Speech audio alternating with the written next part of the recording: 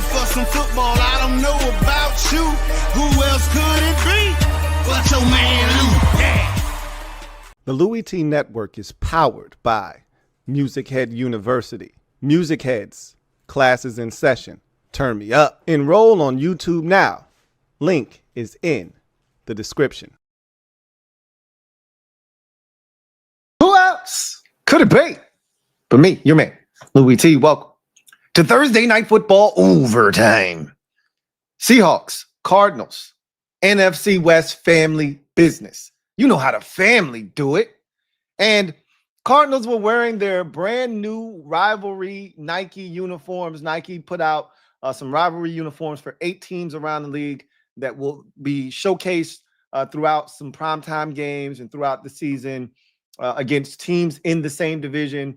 The Cardinals were a part of that program this year. So I actually like the uniforms. I don't know how everybody felt about them, but I don't like a lot of the ones I've seen showcased thus far. They were the first to wear theirs, but I actually thought those were pretty clean. We'll see what the other ones look like down the road. Seattle has some. I don't really necessarily love those, but this was a fun game. It started out as a dud, looked like it was going to be ho-humish, and that Arizona was going to fade to black very meekly into the night. At one point, this was 20-6. Seattle ultimately wins this game 23-20 after the Arizona Cardinals battle back feverishly down the final 6 minutes of this game, scored 2 times within the last 9 minutes, I would say, and tie this game up. I thought, were they going to go for 2? It felt like they were going to go for 2. They elected to go for the extra point, and I don't blame them. They had Seattle reeling. Kickers. Man, I hate kickers. Like, I used to not have any disdain for kickers once upon a time. Kickers are humans too. I do support them as human beings and as a part of the team, but they have so much power, and yet they are so insignificant in the grand scheme of what's going on, but they have so much power over the outcome of games. And in this particular instance, to have the team scratch and claw and fight the way that they did, and for the kicker to then take it upon himself to not kick the ball into the damn landing zone is a travesty. However, you still have a chance to get a stop if you're Arizona. You can't give up the back shoulder fade there to Jackson Smith and Jigba. But had they not gotten to the 40, first of all, they would have had to run off some time if you forced them to return the kick. They would not have gotten to the 40 more likely than not. So they would have had to go a lot further than they did. That kick, by the way, if that thing's 5 yards further back, it's probably going to keep tailing right. You could see that his ball, for some reason, was tailing to the right. That's how he missed the first kick. That one was tailing to the right. If that thing had to travel another 5 yards, he probably misses. So a lot going on there. But ultimately, Seattle was able to prevail 23-20, get the win, get to 3-1. I actually think Seattle's a really good team. Let's start there with the Seahawks getting this victory 23-20. I think they're a good team. I don't trust Sam Darnold, however, and I never will, I don't think. He'll have to do something really dramatic for me to change the way that I feel about him. But what he has proven to me over the last year and some change, even going back to his Carolina days, is that he can be a competent NFL regular season quarterback. But when pressure mounts, and he did perform, and I thought the Cardinals made it easy on him with some of the coverages. Like, you needed to mix it up down the stretch. Like, don't just give them man-to-man outside one-on-one coverage where he can just find a target that he knows can win for him and let him get the football to that guy. And that's what you did on that big game to Jackson Smith and Jigba. If anything, I'm playing with a defender underneath him, making him go somewhere else. Make Cooper Kupp beat you. Make Arroyo, the tight end, beat you. Make somebody else beat you. Make the rookie Torrey Horton beat you. Don't let the best receiver on their team get one-on-one coverage. It's the same thing that the Cardinals got with Marvin Harrison, although I got it from their perspective. Let's throw the kitchen sink at Kyler Murray and see what he does. Let's see if we can't get him to make a mistake. And again, that's a bitter pill to swallow if you're the Arizona Cardinals, to fight scratch claw to get back in the game. But I thought that the Seahawks really for 3.5 quarters dominated this football game. They got pressure with their front four. Tonight was my first night, and a lot of you have told me over the last 2 years since Amazon has started this Thursday night thing that there's an alternative way to watch the game with the statistics and the routes, and you're getting the all 22 angle. And I did that for the first time tonight.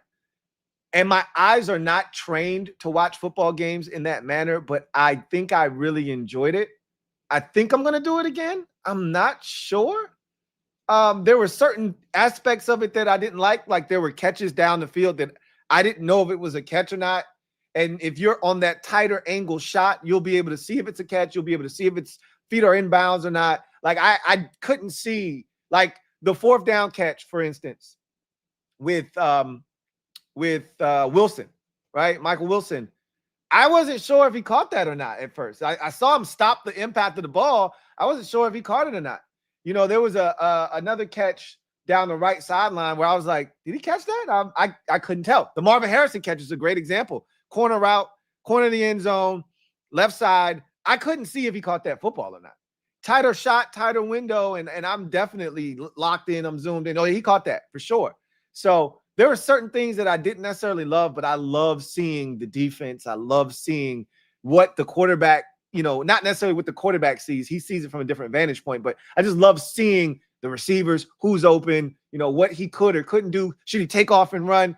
I think I have a new way of watching games on Thursday Night Football, but I digress. Seattle dominated this game for the first 3.5 quarters. And they did it in the trenches. And one of the things that they do really well is they play defense without really having to blitz. They rush 4, and any team that can generate pressure with 4 consistently is going to be a really quality defense because it allows you to play coverage with 7 defenders. It mucks up the game for the quarterback. It tightens windows. It gives quarterbacks less green grass to be able to manipulate. And so they're one of the teams that blitzes the fewest in the NFL.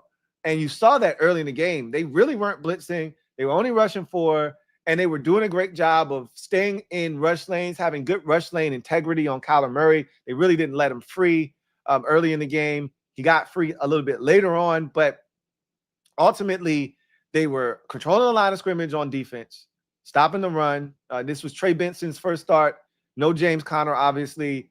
And they shut him down, gave him next to nothing on the ground. They didn't allow Kyler Murray early on to get loose. And every time he tried to scramble, they either rallied to the football or somebody was able to grab him before he got going, or he dove down on the ground knowing that contact was imminent. So they did a great job of controlling the line of scrimmage. I thought they did a phenomenal job of not giving up any explosives, not losing sight of any receivers, not giving them any life, right? The Cardinals had a chance on the early drive where Marvin Harrison Jr. gifted them an interception. And so outside of that drive, I felt like there was really no rhythm for Arizona. And you have to credit Seattle's defense for that. They got Witherspoon back tonight. They got They got Love back tonight as well. Julian Love back tonight at the safety position. So they were kind of getting back to being who they want to be defensively with some of those guys out there that are really talented.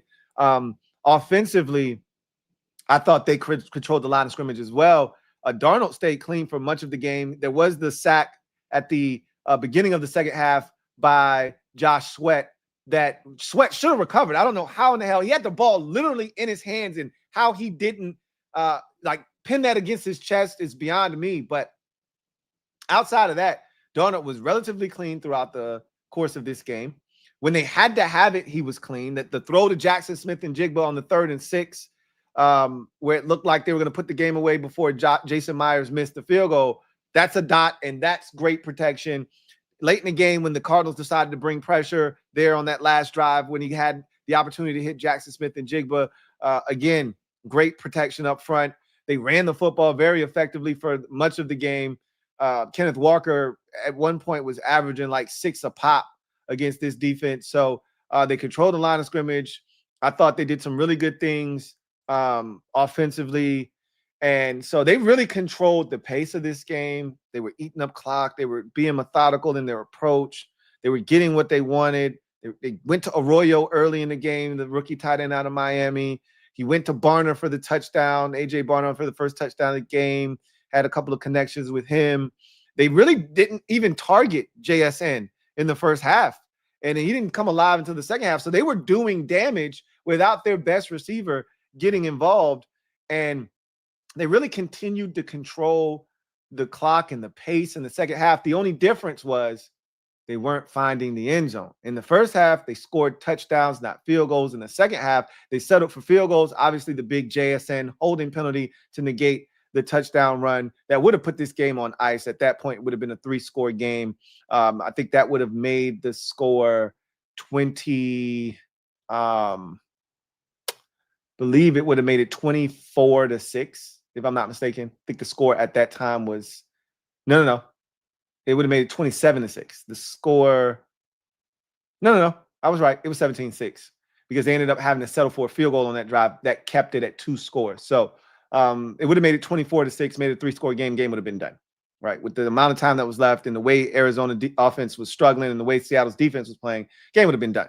But that holding penalty gave them life. And then had another infraction. I want to say it was a false start or something of that nature that pushed them back 5 more yards. They had to settle for the field goal. And ultimately, that allowed Arizona to have life. But credit Seattle for not flinching, right? To have things go the way they did down the stretch, to have Arizona mount the comeback. The crowd's now involved. You miss a field goal. You give them life.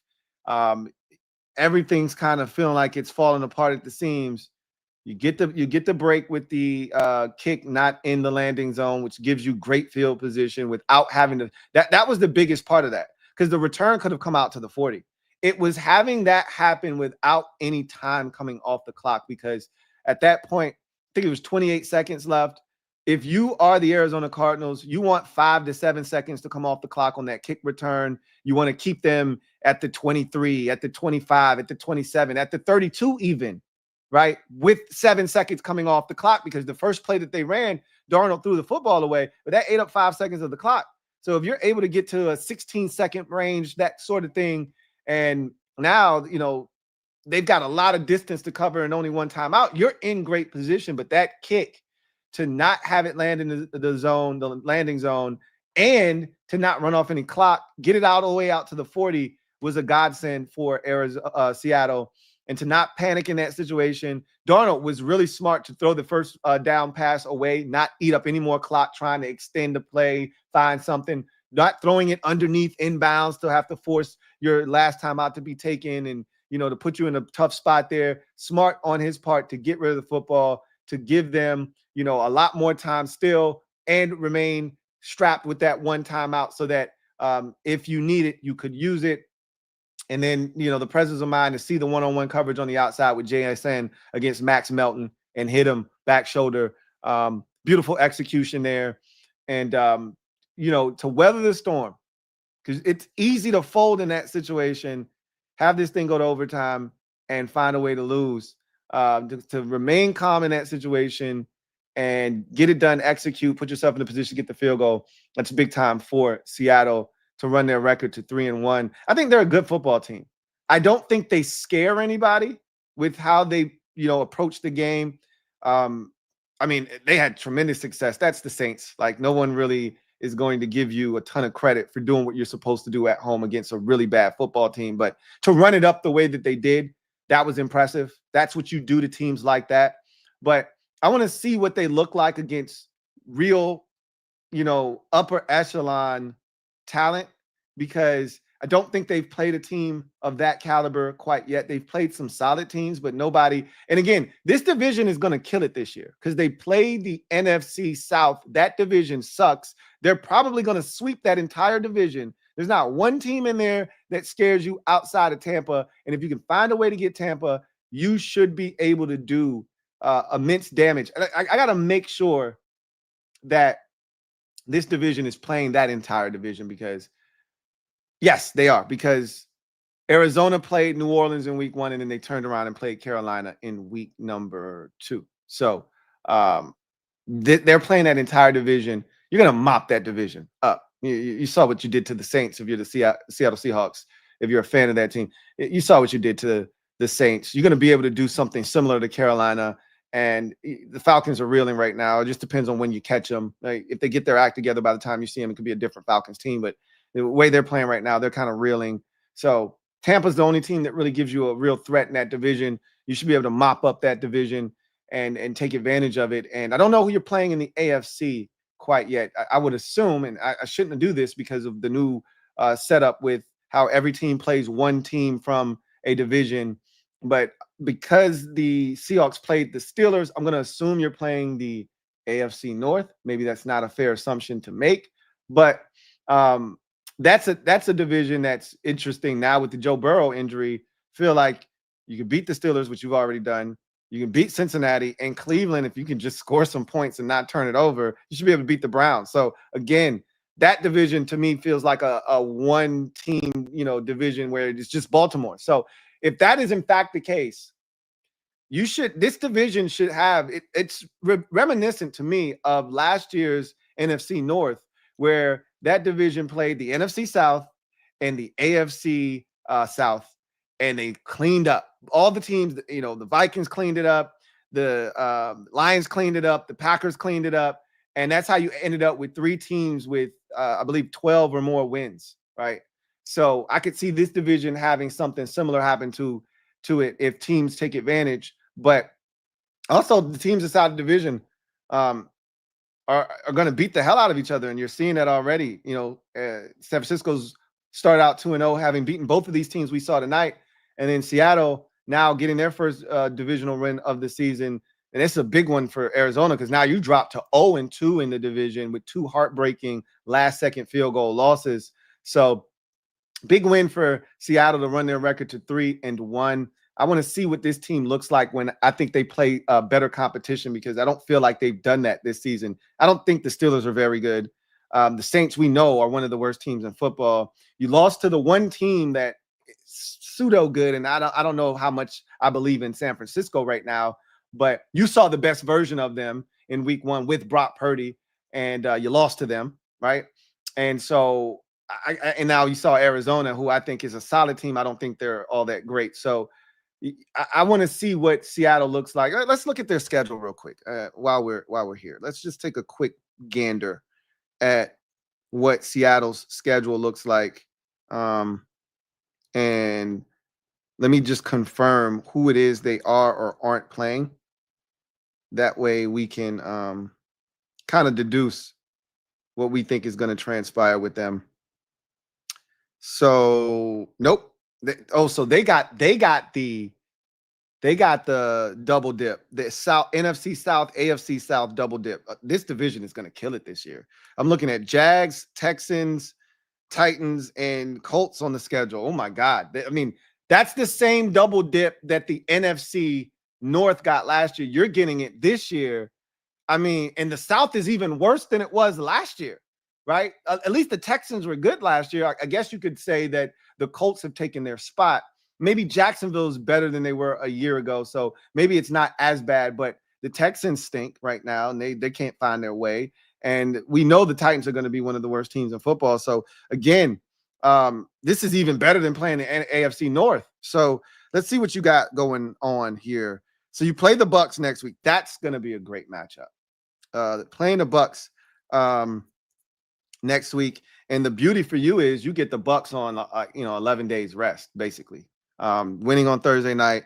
Now the Bucs are going to have a tough game here against Philadelphia, and then you get to sit back, see what happens there, and then you get the Buccaneers in week number 5. That's going to be a big matchup. That'll be fun to watch. Then you get the Jags, then you get the Texans, then you get these same Cardinals again, then you get the Rams. I mean, honestly, this schedule is every bit of 12, 13 wins. If you can't take advantage of this schedule, then what does that say about you as a football team? Because, again, Jacksonville's no slouch, but the Texans at home, a team that can't score, you should be able to take advantage of them. You got Arizona at the house. That's a tough one. And they talked about the struggles at home, right? This Arizona Cardinals, this Seattle Seahawks team under Mike McDonald has struggled at home, been road warriors. They're now 8-1 under Mike McDonald on the road, but they're 4-7, or is it 4-8 at this point at home? So they've struggled at home, but they've been absolutely lights out on the road. So we'll see if you can protect the house against teams like Houston and Arizona. But ultimately, this is a very, very doable schedule. My goodness. I mean, if you can't win 12 games with this schedule, I don't know. I don't know what to say to you. So based off of what I've seen from this team, you don't play a lot of really good teams on your schedule. Basically, from what we've seen the first month of the season, if things continue down the path that they've gone at this point, you need to take advantage of the schedule, win 12 or 13 games, put yourself in a position to get a home playoff game and maybe beyond, right? That should be the vision for you this year. If the defense can stay intact, you lost DeMarcus Lawrence tonight. It doesn't seem like it's a serious injury, but this is what happens when you sign 32-year-old pass rushers. This is what happens, right? But you will survive. And again, by the looks of that schedule, if you can navigate some of the tougher opponents like the Tampa Bays, maybe Jacksonville, maybe even a Houston to a lesser degree right now. Maybe they get their act together by the time you see them. They're playing a different brand of football. But looking at that schedule, I must say, you've got a chance to do some real damage. Got to take care of business within the division. Obviously, Rams are still a threat in there. You already lost to San Francisco at home, no less. So got to take care of business in the division first and foremost. But it looks really good on paper. If you are Seattle, this was a big win on the road, getting this one here in week number 4, 23-20. If you're Arizona, wow, this one stings. Last week, you had a great opportunity slip through your fingers to get the victory on the road against San Francisco and stay undefeated and get your first win in the division, run your record to 3-0 overall, 1-0 in the division, and really cement yourself as a real player in the division. You lose last week on a last-second field goal, and for a second, it felt like Amiri DeMarcado was going to have redemption, because if you watched that game last week, he dropped what would have been a touchdown that would have won them the game, and we would not be having this conversation about them having 2 heartbreaking last-second losses in a row. He catches that football out in the flats. He's going to win the foot race just like he did tonight to the corner of the end zone. He's going to score, and the Cardinals are going to win that game, I believe, probably going away. With the way the 49ers were struggling to score the football in that game, they were going to win that game. Instead, they had to settle for a field goal and ultimately lost the game. So to lose in the fashion that you have the last 2 weeks is gut-wrenching, but it speaks to the inability of this team to score points, to take advantage of opportunities, and to make things easier on themselves. Last week, you had opportunities to really take it to San Francisco.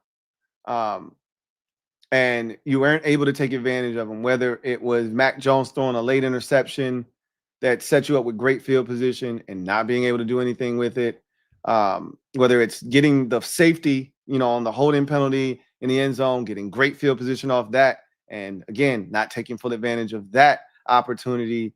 You had chances to win last week. You had chances to win tonight. And I thought the chances were early, right? You were dominated after a fast start. You went down the field, got a field goal on your first possession. Then you didn't get the field goal on the first possession. Forget what happened on the first possession. But the defense went out and got a stop on a 4th down and got you great field position. And I think that turned into a field goal, if I'm not mistaken. And it was that early start, right, where there were opportunities for you to, put the ball in the end zone, get points, and you didn't take advantage. And then the Marvin Harrison drop on a beautifully thrown football by Kyler Murray. I don't know if it would have resulted in a first down. Probably would have been a yard or 2 short. Maybe they go for it. Maybe they take the points and go up 6-0. Whatever the case may be, that was a massive momentum shift in the game, because it was from that point forward that Seahawks took control of this game and really didn't look back until the mid portion of the fourth quarter when the Jackson Smith and Jigba penalty happened, which felt like the other momentous shift in this game. That interception that was not on Kyler Murray, but is going to be charged to his account, unfortunately, changed this whole trajectory of the football game. And again, those are plays that losing teams make, right? That's the difference between being 3-1. DeMarcado catching the football in the flats is the difference between being 3-1, 4-0, and being 2-2 right now, right? It's a fine line in the NFL. It's a fine line in the NFL between winning and losing. And it's just a play here, a play there every week that can decide these 1, 2, 3, 4 point games. And for Arizona, it's got to be frustrating because you're not making those plays. And you tried to give it away against Carolina at the end of that week 2 contest. Like somehow, after dominating Carolina for a full 4 quarters, you tried to give that game away. Unbelievably. So if you're an Arizona Cardinals fan, it's been a really frustrating first 4 games because I thought you dominated the Saints, and they still had the ball with a shot late in that game. You dominated Carolina, and they still had the ball with a shot late in that game, inexplicably. You should have beaten San Francisco. Couldn't get it done. Didn't make enough plays. Left a lot of meat on the bone. And then tonight, I thought you had a chance to start fast, and you didn't take advantage of it. And then Seattle did, and it was tough for you to rebound.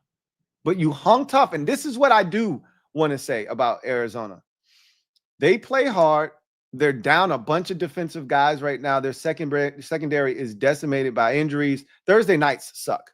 There's no ifs, ands, or buts about it, which is why I picked Arizona. It's tough to go on the road and win on a Thursday night. Thursday nights suck because you're banged up. Guys that might have been able to play on a Sunday aren't able to go on a Thursday, and you don't get as much practice time. You don't get to implement some of the things you would like. Everything is just kind of sped up, and home teams are the ones that are able to take full advantage of Thursday night opportunities. At least have the best opportunity to do that. And you came out like you were going to do that early on. But again, the mistakes. And that's, again, something that if you want to take that next step, you got to start avoiding. But this team plays hard. This team doesn't quit. And look, I'm not saying anything that, again, we're not out here giving out gold stickers and, everyone's walking away with a prize and feeling like a winner. Like, there are no moral victories here. So I don't want you to think that's what I'm trying to do here. But I've seen Arizona Cardinals teams in the past where this loss tonight would have been 27-6. And it could have very easily been that had Jackson Smith and Jigba not held, right? That's where it was heading. But I've seen teams in the past where this has gone 27-6, 30-13, and nobody blinks, bats an eye at it. But this team fights, they play hard, and they gave themselves a shot tonight. And I talked shit about Marvin Harrison Jr. I still think he and Kyler Murray are not on the same page. And that at times their relationship, their dynamic is hard to watch. It is very frustrating because we know both of them are supremely talented and gifted, but it seems like neither one of them are willing to put in the work necessary with one another to get on that same page and wavelength so that when I look at you, you already know what I want you to run. When we look at the coverage, we both are thinking the same thing. Like, I was hoping to see that in year 2 because clearly we did not see that in year 1. And it seems like it has gotten worse this year. I mean, in that first half, maybe even into the third quarter, they still weren't on the same page. There was still disconnect. And, Kyler's throwing a back shoulder and Marvin Harrison Jr. is running up the sideline. And, it's just one, miscue after another. The first interception that Kyler threw, like, he just stopped on the route. I don't know what he was thinking. I mean, I don't think that ball was getting to him, to be honest with you. It was a terrible throw by Kyler Murray, which is also frustrating because he does that from time to time. But you can't quit on that route. I don't know. I don't think he thought he was getting the ball, but again, it's just watching that dynamic is frustrating. But it was good to see that come alive down the stretch of the game. It was good to see Kyler, who was, very frustrating as well, because I didn't think he was making smart decisions with the football. I thought I talked about opportunities at the beginning of the game. He had an opportunity to Michael Wilson on the first possession where he rolls out to his right. He's under duress, but if he stops, plants his feet. Look, one thing I've always said about Kyler Murray that has frustrated me to no end is he is contact averse. Kyler Murray does not want to get hit at all. He's a former baseball player. He loves football, but he does not love the physical aspect of football. And I get it. He's a tiny guy, doesn't want to get hit. But sometimes you got to stand in there and you got to take one for the team, bro. And he is not willing to do that. Whether it's on a scramble, whether it's on a run, whether it's in the pocket, whether it's outside of the pocket, he is not trying to get hit for nobody. And so instead of him planting his feet and delivering a dot to Michael Wilson that would have really set you up on that first possession, he throws some cockamamie jump fade off 1 foot throw that skips to Michael Wilson, and that's a missed opportunity. He was open.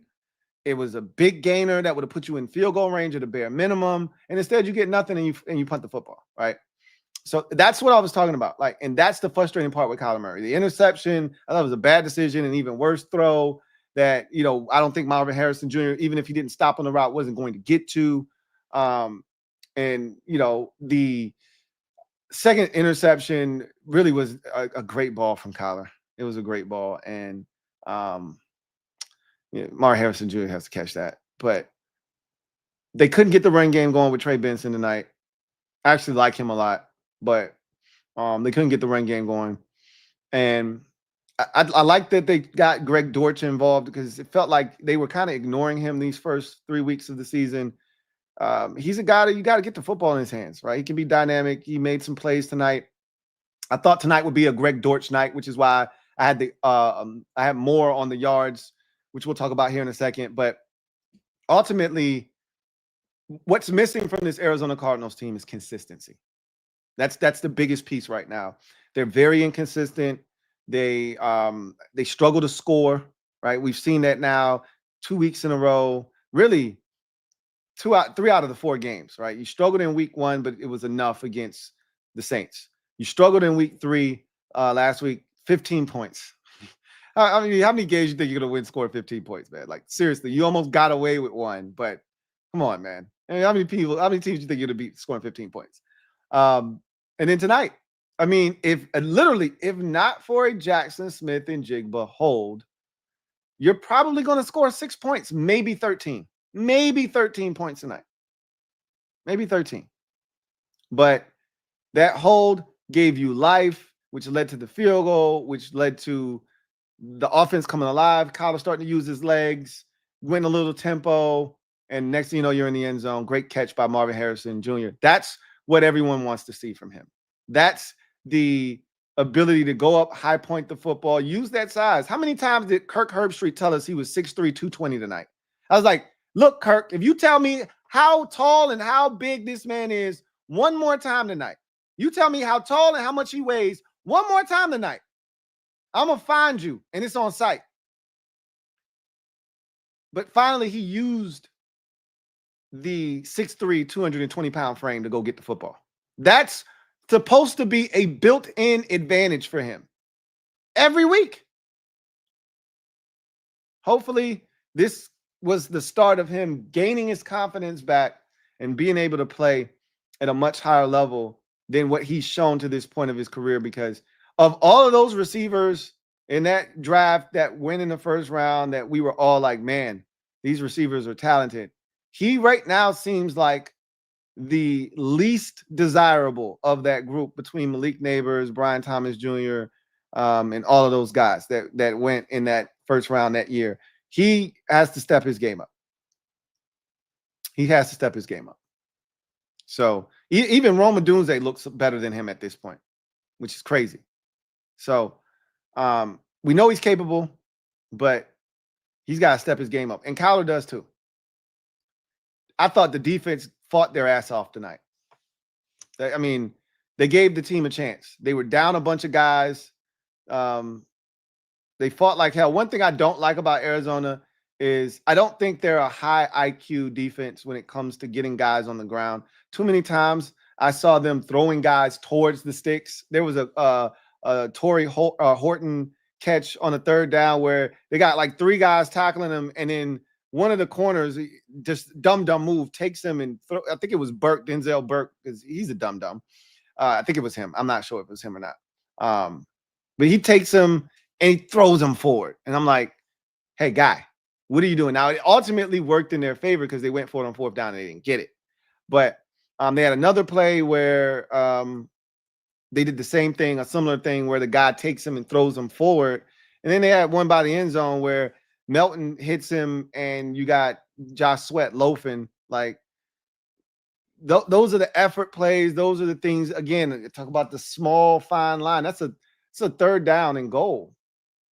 You get that stop, they got to make a decision as to what they're going to do. Instead, he gets in the end zone and scores the touchdown, makes it 14-3. So, again, how bad you want it. But solid performance by the Arizona Cardinals, but it wasn't enough. But it's not enough. Big win for the Seattle Seahawks on the road. And, we will see what ultimately happens with them moving forward. But when you look at their schedule, you've got Tampa Bay next week. You've got Jacksonville on the road. You've got Washington on the road. And then you got the Rams. You got to go to San Francisco. You got the Rams twice. But this schedule is set up for success. You got Indy. I didn't remember where that game was, but you're set up for success. But you got to take advantage of it. Never said it was going to be easy, because the NFL is the NFL, and Sam Darnold is your quarterback. He's playing well right now, though. I like what I'm seeing from Sam Darnold, but I liked what I saw from him in the regular season last year. And then when shit got real in week 18 and in the playoff game, we saw the real Sam Darnold stand up. So we'll see what happens in any event. Let's get to the hold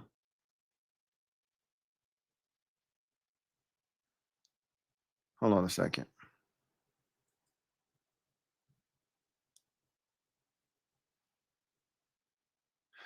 All right.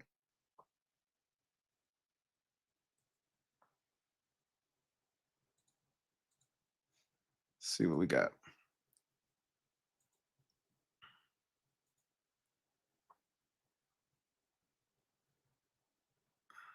Every time. It never fails. Let me see if it's going to happen again. Every time. It never fails. When I get close, it's like they don't want me to show it. I'm showing it tonight, though. I'm determined. All right, so I'm going to go ahead and close this out. Get this to open up. Give me 1 second, y'all. Give me 1 second. In any event, I'm going to get to the comment section for a second before we I see a lot of the comments. Y'all thought this was a snooze fest, this, that, and the third. But it turned out to be a really good game. And one that easily could have gone. Like, we've had quite a few games this year. We've had quite a few games that you could have easily said, man, I'm about to go to sleep. This game done. It started week 1 with the Sunday night game with the Bills and the Ravens, right? Because I'm going to sleep. This game's done. I think it was 40-25 or some shit like that at that time. And nobody, you wake up, you see what happened. You're like, oh, shit. What the hell happened in that game? Next night, Bears and Vikings, same shit, right? Game was done. And then the Vikings go and scored 20 1 points in the fourth quarter, end up winning that game. And you're like, what the hell just happened? Yeah. And this was another one of those type of games. Like if you checked out on this game, and this was an easy one to check out. You come back tomorrow and you realize, damn, I missed a hell of a game.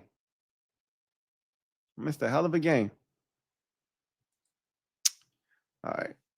Let's see what we got.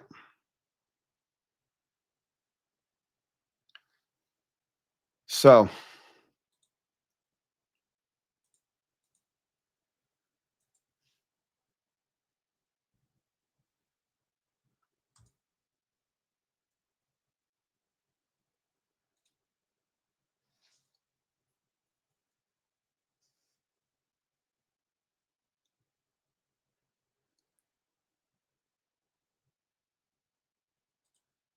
all right.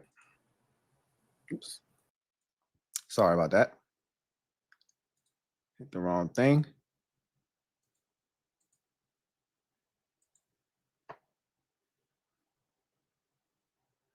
All right, let's see if we can get this screen to work now. Because every time I do this, it wants to jerk me around. I want to show it tonight. I'm getting close, y'all. Oh my God. I'm so hot. I am so upset. I am, but I'm not. But it felt like there was a conspiracy to stop the kid from getting it done tonight. I lie to you not. Felt like it was a conspiracy to stop the kid from getting what I felt like was mine. All right. So let's get to, I got it working.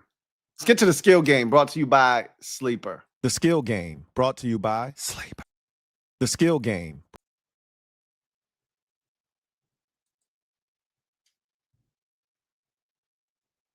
The skill game brought to you by Sleeper. All right. So Sleeper is a fantasy sports and real money gaming app that focuses on bringing people together through sports and gaming. I've talked about how this has enhanced my experience as a fan. And in the description of this video, you will find a link. If you do not have the Sleeper app, I suggest you go ahead, click that link, download the app, use the promo code LTN to get you 100% deposit match on a deposit up to $100. So $1 for dollar match up to $100. You put in $100, they're going to give you an additional $100 to use on the app. And there's some real opportunities here, man. And I'm getting close. When I start killing it, I'm going to start killing it because y'all know I know this shit, man. This is why it's so much fun. It's just frustrating because a plan has been developed. Every week, I'm thinking about it. Y'all see me play this out on the skill game. And the plan, I'm telling you, I got the game, bro. So this is the second night in a row that I got jerked around. So check the kid out. $10 bet, right? $10 wager here. 7 picks I made tonight. 7. All right. I told y'all, what did I say? Man, feels like Josh Sweat gonna get a sack tonight because Sam Darnold ain't running nowhere. So what happened? Sam Darnold ain't run nowhere. And he almost took the ball from him. He almost did. He took the ball from him, but I don't know how he didn't come away with it. But he got the sack, right? So I got that. Kyler Murray for 30.5 rush yards. I took more than that because I'm like, ain't no way Kyler's going to be successful tonight because I had Arizona winning the game, and he don't run the ball. Like every week, Kyler's going to run for at least 30 yards. So this felt like easy money, but he was stuck at 11 for 3 quarters. It wasn't until that drive when they were down 20-6 where he ripped off the 26-yard run or whatever to get me where I needed to be. But anyway, I knew he was going to get there eventually, right? Even if it was garbage time. Greg Dortch, I told y'all tonight, I said, this is a Greg Dortch type of game. And they set it at 15.5. I said, he's getting 16 yards. So I took more. Hit 35 yards tonight. So I knocked that one down. Jason Myers, I said, these two teams are going to exchange field goals. If it's one thing that the NFC West does, it's kick field goals. It's why the Rams just lost to the damn Philadelphia Eagles. Why? Because they kicked too many goddamn field goals. We just talked about a 16-15 game. These teams kick field goals. Okay, the 49ers love field goals. That's why they had to get rid of their old field goal kicker, one that they spent the 3rd round pick on, to go sign a guy off the street that was more accurate but doesn't have the bigger leg because they kick so many damn field goals. So if it's one thing I knew going into the game, both of these damn kickers are going to make at least 2 field goals. Jason Myers made 3, including the game winner. Chad Ryland made 2. Could have easily been a 3rd if Marvin Harrison doesn't have the, interception that he essentially gifts the Seattle Seahawks, because I think he was going to be short, and that would have gotten, gotten them right there in chip shot field goal range. I think they would have kicked the field goal, but they might have gone for it. Who knows, right? And then Sam Darnold was on sale, 180 yards, 80 and a half, so just 181 yards. I knew he was going to throw for that. This Cardinals defense was decimated in the secondary. I almost wanted to push it to 225, but I was like, don't be 222, I think was the next number. I was like, don't be greedy. Just get to one, because this could have been one of those nights where they had the ground game going. Sam just had to manage the game and ended up with 167 yards passing, and they would have been fine with that. But he hit the 180 and a half. He hit 242 to be exact. And then there's Kenneth goddamn Walker. Kenneth mother effing Walker. And let me tell you why this was so hard. This was so gut-wrenching. I got what I needed, right? Kenneth Walker threw the football at, I think it was Max Melton, one of those corners. It either was Melton or it was the other dude. I can't think of his name. But Clark, Keatel Clark. It was one of the two. He threw the football at him and picked up an unsportsmanlike conduct penalty that pushed him back. And they sent him a message by not putting him back in the game when they got down by the goal line. So he didn't play the rest of the first half, and that included a 3-play sequence from the one where and this is why I was like, man, if Zach Charbonnet don't get his monkey ass out of here, if he didn't play tonight, Kenneth Walker would have been in right there. He would have scored the 1-yard touchdown, and I would have won this mother effing bet. I would have won my pick tonight. All I needed was this is why I don't do touchdowns, y'all. This is why I keep telling y'all I just need to stay away from touchdowns, because this shit always seems to happen. I got the touchdowns yesterday, or not yesterday, Sunday, right? I got the touchdowns, and it was the damn DeAndre Hopkins one catch. It's always something, right? But this one here hurts, because you can't tell me this ain't some good shit. Josh Sweat sack, Kyler Murray for the rush yards, Greg Dortch, of all people, for the receiving yards. The 2 kickers, y'all know I love the kickers in that regard. Darnold on the yards, and then all I needed was an anytime touchdown. And they got to the 1-yard line. And they kept Zach Charbonnet because they were so upset at Kenneth Walker. K9 pissed them off. I was hoping this game went to overtime. Seattle got it first, and they went down and they scored a touchdown, and it was K9 who did it. I was willing to lose the game to win $600 and whatever. I think it was $632. I was willing to lose the game for $632. Or 600 and yes, I said that right. 600 $666 dollars and 32 cents. That's what it would have been. I was willing to lose the game for that.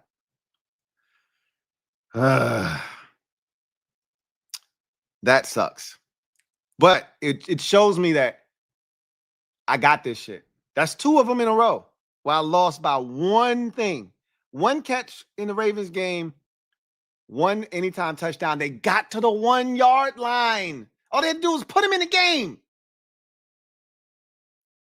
Anyway, I digress. So this is why you need to, come rock with the kid. I'm telling you, I'm trying to put some money in your pocket. You could either come get this money or watch me get this money. Your choice. This is a $10 bet. Or again, you spend $10 on coffee. You spend $10 on fast food. You can use that same $10 to win you $600.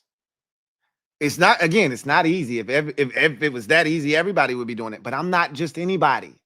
I'm Louie T. I do this. I'm telling y'all. It's about to start raining cash for the kid. I put together, this is so frustrating. I put together a beautiful sheet right here. Beautiful. My goodness. Anyway, I digress. So, I'll get them next time. Get them next time, Tiger. Let's get to the comment section, see what y'all got to say. And I'm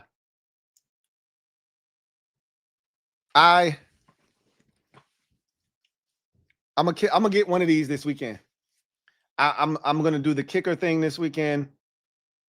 I gotta really study the kickers though. Like last week, I did it off on a whim, so to speak. This week, I'm gonna really study these games and figure out who's gonna do the kicking this week, and I'm gonna kill it. Anyway, let's get to the comment section, see what you guys have to say, and then we'll get out of here. Bilbo Baggins, thank you for the super chat. Greatly appreciate you. Thank you for being a member of the MOBB, who writes, I hate effing kickers too, Lou. I despise kickers in this regard. When a team works this hard to put themselves in a position to win, like I'm glad Jason Myers missed that first field goal, because if he makes it, the game's over right there.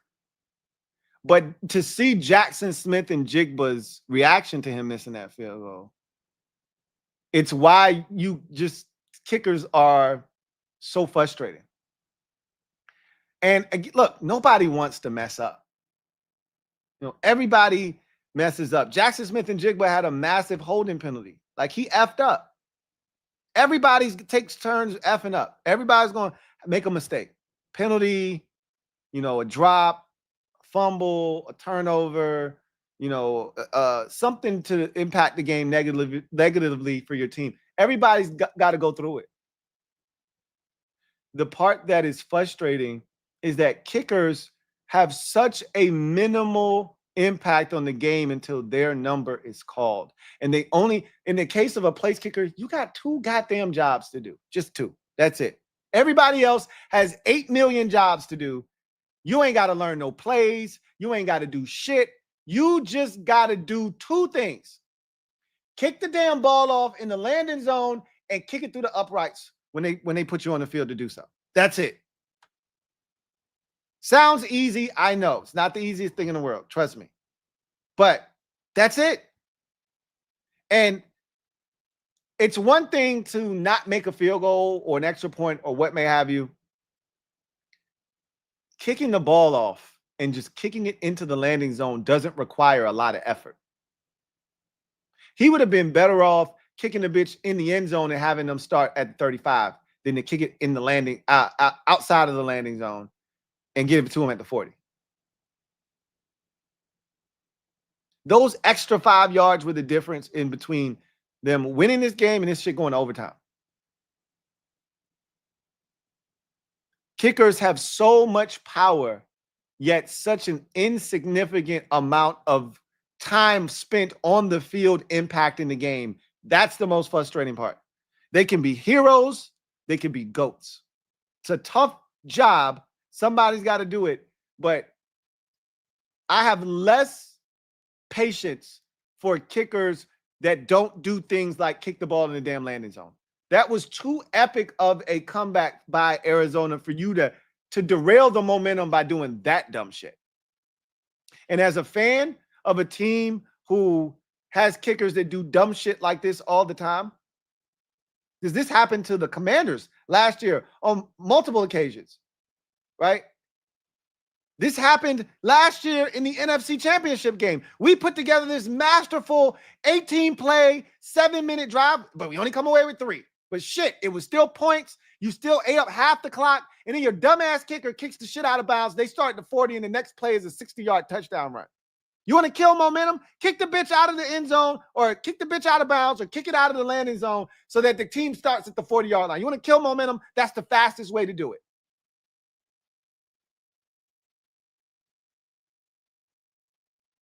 We did it again just this past weekend against the Raiders. We went down, we scored a damn touchdown, and what does the damn kicker do? Matt Gay kicks the shit out of bounds. They started the 40, play action fake, bootleg, hit to the Jacoby Myers, and all of a sudden they're in field goal range. 2 plays, a dumbass kick and a bootleg. Just do your goddamn job, man. Shit. Juan Gotti talking sports. Thank you for the super chat. Greatly appreciate you. Juan Gotti writes, feels like something off the field is affecting 18. I don't think it's anything off the field as much as it is the weight of who he is, what he's supposed to be, who his daddy is, and his production on the field is starting to get to him. It's a combination of a lot of things. It's a lot of pressure on him. Bro, that's the number 4 pick in the draft we talking about. That's the number 4 pick in the draft we talking about. They put a side-by-side graphic up. I don't know if they put it up on the normal broadcast. I was watching the analytics all 22 broadcasts. And so I don't know if they put this up on y'all screen or not, but they put it up on the screen I was watching. They did a side-by-side of Jackson Smith-Njigba and Marvin Harrison Jr. And they put, you know, where he was drafted, how much money he signed for in his first contract, you know, all of this, you know, this, that, and the third. And Jackson Smith-Njigba has been the better receiver. You don't think he hears that shit? You don't think that's weighing on him? That he's Marvin Harrison Jr.? He's supposed to be the next Larry Fitzgerald, bro. Do you know how much pressure is put on this kid to come in here and produce? They took him and they said, hey, we want you to be the next Larry, bro. Do you know what that means in Arizona? That's like being drafted to Detroit and somebody saying, hey, we want you to be the next Barry Sanders, or we want you to be the next Megatron. Probably more like Barry Sanders, but both of them were legends. Both of them are Hall of Famers. Both of them are some of the one of the greatest players at their respective position we've ever seen. And both were Detroit legends that retired probably a little sooner than they needed to, but because of the state of the organization and how shit was going, they just was like, I'm good.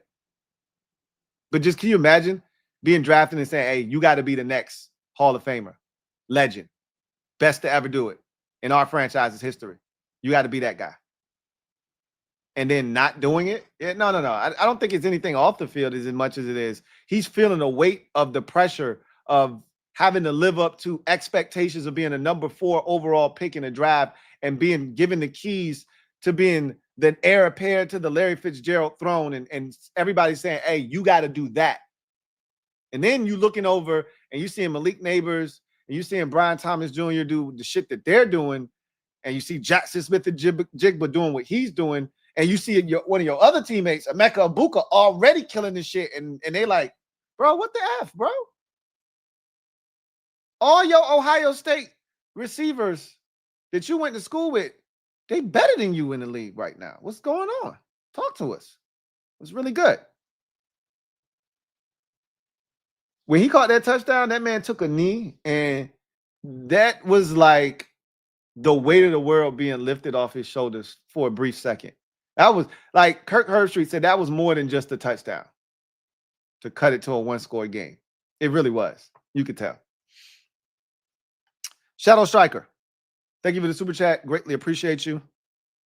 Thank you for being a member of the MOBB, who writes, bro, Lou, I can't stop winning.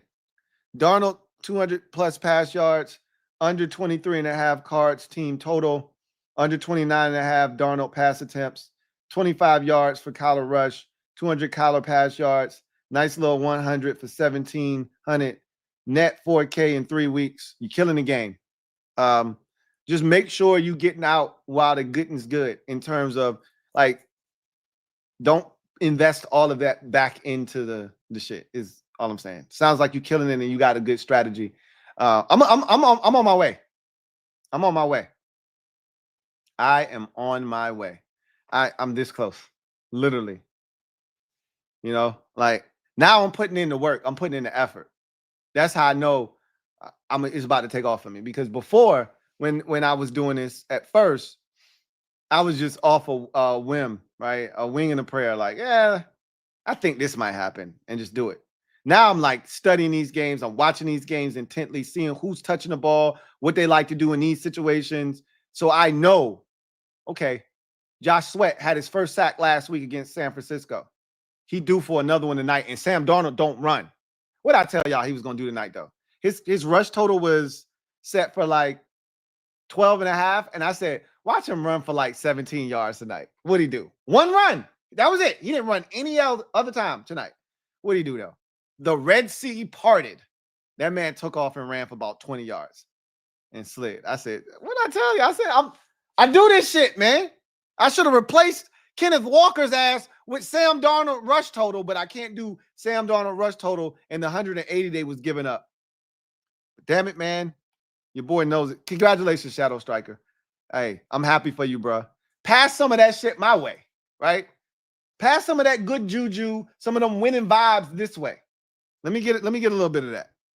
Video channel. Thank you for the super chat. Greatly appreciate you. Thank you for being a member of the MOBB. I got a video channel, writes, Lou, these games show me I want 5 under center more. Runs, play action with bootleg, run would open up the offense a lot. There's a lot of different dynamics to that. Under center does so much for your offense. I agree. I've talked about this before in the past. I talked about it with Sam Howell in particular when Eric Bieniemy was here, because we never got under center, right? And the only time we get under center with Jaden now is when we're either running down inside the goal line. That's the only time when we start to use those, big formations and the bootlegs start to come into play. Otherwise, we just pretty much operate out the gun. But it's really what your quarterback is comfortable with. Jaden and Marcus Mariota are both really comfortable out of the gun. And you can still do a lot out of the gun. You don't have the bootleg and all of that stuff, though, right? You lose that. You lose the big shot down the field play action fake, right? The turn your back to the defense, 7-step drop, deep shot.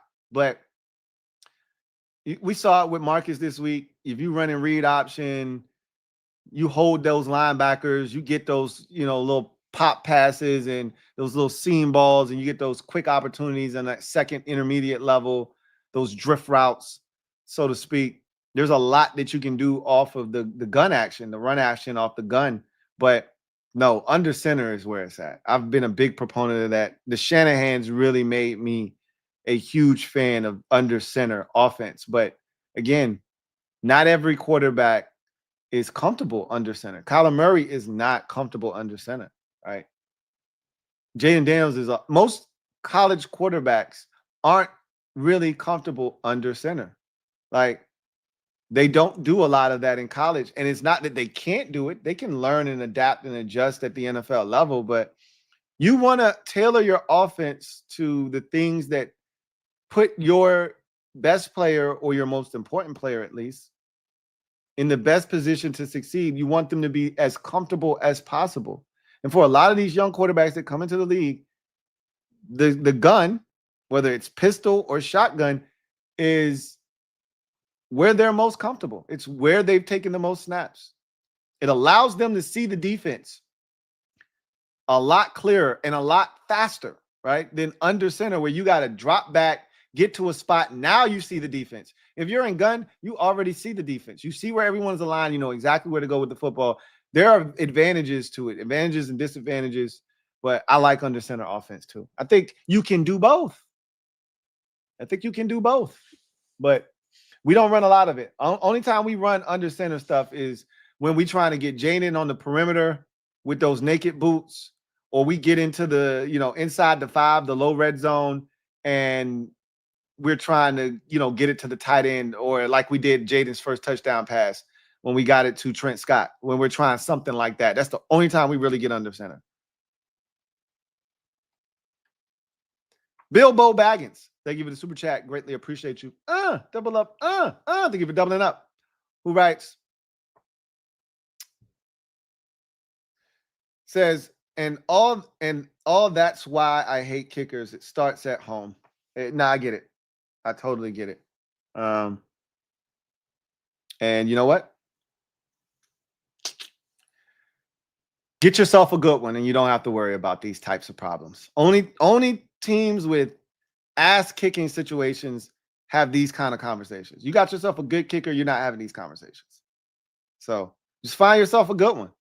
Again, easier said than done. If that were the case, every team would have a dynamic kicker and not have these issues. But I digress. So anyhow, that is going to do it for me, your man Louie T, here on Thursday Night Football Overtime. Big win for the Seattle Seahawks. They get it done 23-20 in dramatic fashion. What a fun game. It started out really slow for basically 3 quarters. A lot of shit was being talked about this, game and these two teams, Arizona in particular. But they didn't, like I said, and I know this feels really, this feels moral victory-ish. And I'm not a fan of moral victories. But they didn't stop fighting. And as a fan of a team for many years that would let go of the rope, I know a team that will let go of the rope when I see one. If nothing else, Jonathan Gannon's teams fight to the very bitter end. And there were several opportunities for them to let go of the rope tonight. And like I said, I've seen Arizona Cardinals teams in the past. This would have been 27-6. This would have been 30-13. And we would have come up here. We would have talked about how good Seattle looked tonight, how ass Marvin Harrison Jr. is, how ass Kyler Murray is, how the Cardinals aren't really good. They were a mirage starting 2-0. They're not very good. And it would have went sideways. And instead, they fought. They got back in this game, and they gave themselves a chance. And it's unfortunate that Chad Ryland, their place kicker, didn't kick the ball. And again, they still might have gotten into field goal range. They still had 2 timeouts, I believe. No, 1 timeout, if I'm not mistaken. They might have gotten a good return and still hit JSN for a sizable gain and still made it, gotten into field goal range and still been able to make a kick. Who knows? But to not even see what that looks like, to not force them to eat up time, to see, who knows, they could have fumbled on the kickoff. George Halani could have fumbled, and the Cardinals could have recovered and been in position to kick their own field goal to win the game. Who knows what would happen? You never gave it a chance. You never gave it a chance. That's a tough, bitter pill to swallow. But in any event, that's going to do it for me, your man Louie T, here on Thursday Night Football Overtime. I'm going to be back tomorrow with the skill game. 2 editions of the skill game tomorrow. You're going to, I think, I say that those editions will be out on Saturday. And I might combine them into one like I did this past week, but you're going to get the Commanders, Falcons skill game, and you're going to get the Sunday night skill game as well, which will be Cowboys and Packers. Probably going to separate those 2 and give them their own space. And then I'm going to give, I think the one that you will get from me tomorrow will be a kicker edition of the skill game where I just do the kickers. So that's going to be a weekly occurrence for me. So you'll get some skill games over the next 2 days. Obviously, you get the Commanders Nightly News for Friday, and then we will have everything ready for you for Sunday. And I'm about to get hot, man. I feel it, bro. That's 2 in a row where I was 1 thing away. 1. DeAndre Hopkins catch and an anytime touchdown from, and I hate touchdowns. They're the bane of my existence. I hit those touchdowns on Monday night with the Ravens and the Lions, because I know that when the Lions get down in that low red zone, when they get right there close enough to striking distance, Jared Goff's looking for his guy. So I knew that one, and I knew Derrick Henry was going to find the end zone, and he did. But I hate touchdowns. It's so volatile, right? So volatile. I'd much rather stick with yards, catches, etc. I feel more confident. Like I have more control over shit when it's just that. I'm telling you, I'm narrowing it down though. I'm about to change the game. And y'all gonna watch me do it in real time. I love it. Shout out to everybody that's winning. Shout out to Shadow Striker, who's been killing it. And anybody that's been eating off of my picks, you're welcome. Anyway, y'all have a great night. I will see you guys tomorrow. Cardinals, now 2-2, 0-2 in the division. Ouch. 2 straight gut punch losses in the division on walk-off field goals. Meanwhile, Seattle improves to 3-1. And I actually think this is a good football team. The Seattle Seahawks are a really good football team, I believe. And this feels like a 12-5, 13-4 type of schedule. We'll see if they can take advantage of it or not. This is a big win on the road, though. See you guys next time. Peace.